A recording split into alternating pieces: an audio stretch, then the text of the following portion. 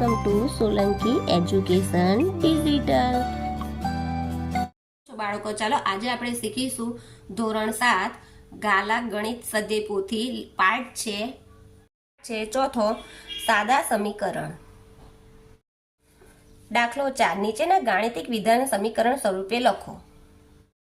x અને 6 નો સરવાળો 16 થાય છે. એટલે અહીંયા જવાબ શું આવશે? x + 6 કરીએ સરવાળો એટલે 16 થાય છે. a માંથી 5 બાદ કરતા 12 મળે છે. એટલે a માંથી 5 બાદ કરીએ તો જવાબ શું મળે છે? 12. b ના 3 ગણા 15 થાય છે. એટલે 3b આવશે. 3b ના 15 થાય છે.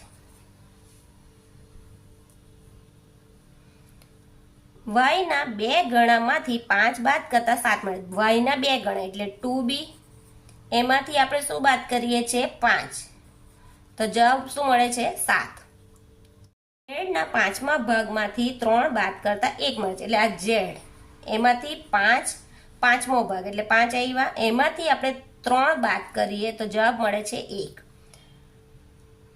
m ના 4 ગણામાં 5 ઉમેરતા 17 મળે. એટલે m ના 4 ગણા એટલે m 4 ગણા છે. છઠ્ઠું, m ના 4 ગણામાં 5 ઉમેરતા 17 મળે. એટલે m ના 4 એટલે 4m માં 5 ઉમેરતા 17 મળે છે. 8 માંથી a ના 3 ગણા બાદ કરતા 20 મળે છે. એટલે 8 માંથી 3 ગણા એટલે 3a માંથી 20 બાદ 3a બાદ કરીએ તો 20 મળે છે. b ના 3 ગણા 10 માંથી બાદ કરતા 1 મળે. b ના 3 ગણા એટલે 10 માંથી બાદ કરતા 1 મળે. એટલે 10 માંથી 3b બાદ કરીએ તો 1 મળે. દાખલો 5મો. નીચેના સમીકરણ પરથી વિધાન બનાવો. દાખલા તરીકે 2x + 1 = 13 રૂપિયા. તો રમેશની પાસેના રૂપિયા 2 ગણામાં 1 ઉમેરતા 13 રૂપિયા થાય છે. તો આપણે જે પ્રમાણે ઉદાહરણ આપ્યું છે એ જ પ્રમાણે બનાવીશું. કોઈ પણ નામ તમે લખી શકો. મેં અહીંયા લખીશ યશ પાસેથી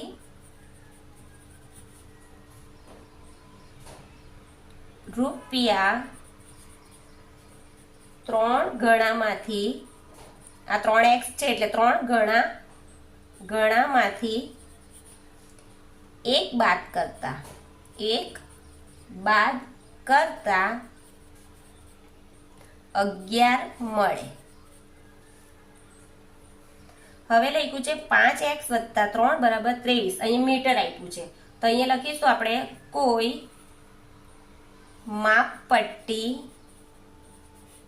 માપપટ્ટીના 5 ગણા, 5x એટલે 5 ગણામાં 3 ઉમેરતા